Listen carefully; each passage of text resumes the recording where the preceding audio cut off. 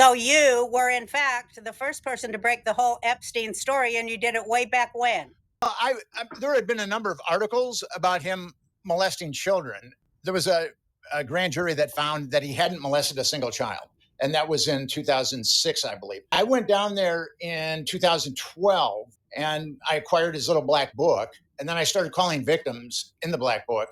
And they started telling me about being flown around and flown to an island. And at that point, I realized he was no longer a lone pedophile, but he ran a pedophile network.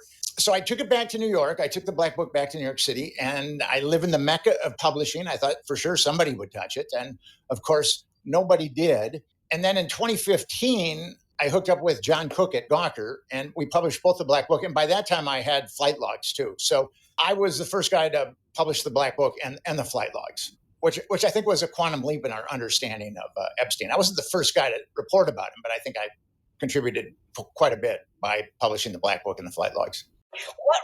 How would you describe that evolutionary leap in human awareness in the United States and the world too? How would you describe that leap? I think that there was a lot of denial. Although I had the black book and I had the flight logs, there was a lot of denial. And this was 2015. This was 4 years before his case broke nationally.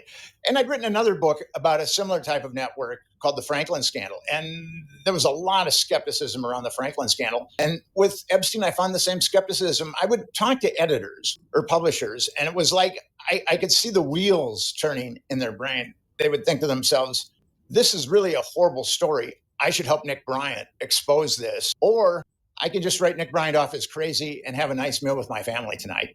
And I was thinking that one of them, I knew a bunch of people in the media. I was thinking that one of them would have some courage, but everybody I knew in the media pretty much let me down.